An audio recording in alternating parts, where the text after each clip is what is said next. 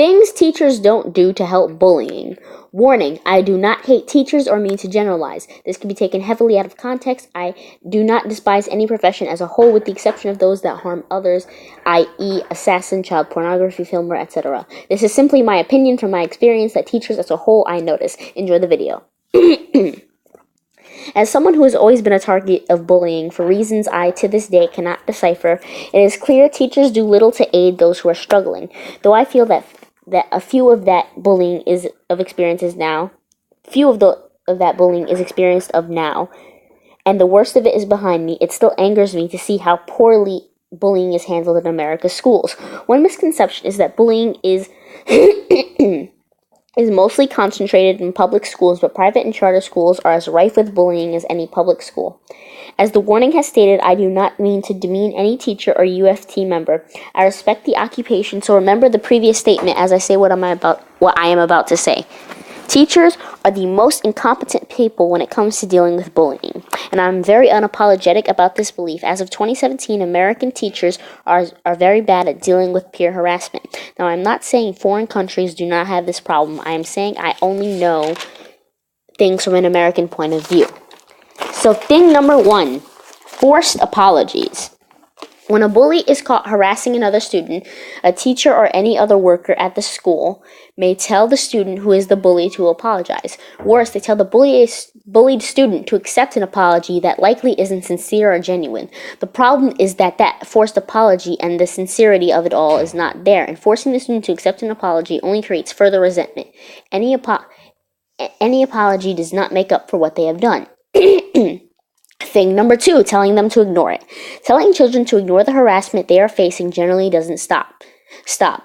Worse, when a child ignores it, the scenario plays over and over in their head, causing them to believe the negative things being said about them. This will then lead to them being more likely to show the emotional reaction that will keep the bullying going. Thing number 3, forced friendship. When a kid constantly sits alone and people avoid them, sometimes a teacher will send someone to be a companion. For example, in the book Wonder, Augie's first day of school, no one took the seat next to him, but Miss Petosa saw that and told Henry Joplin to sit next to him. Or when Luca and Isaiah table switched on Jack, and Miss Garcia told them that table switching was not allowed. The reason this is a problem is because the student isn't dumb, and now the bullied student is surrounded by people who have negative views of them and by people who obviously despise them. The student is now able to hear the insults about them and see the expression. It will worsen the student's reputation among their peers. Thing number 4, the anti-bystander method.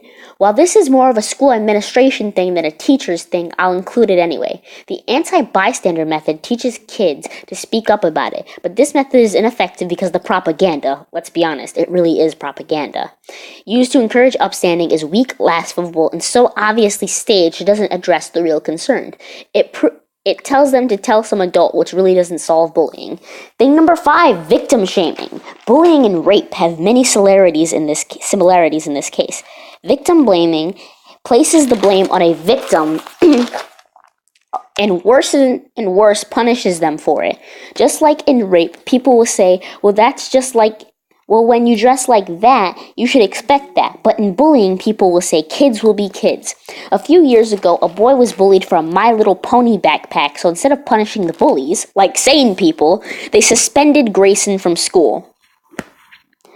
But the worst is when a bullied kid fights back and gets punished for it. The problem with this method is that it excuses the bully, and worse, ruins the self-esteem of the kid and tells the kid not to stand up for themselves.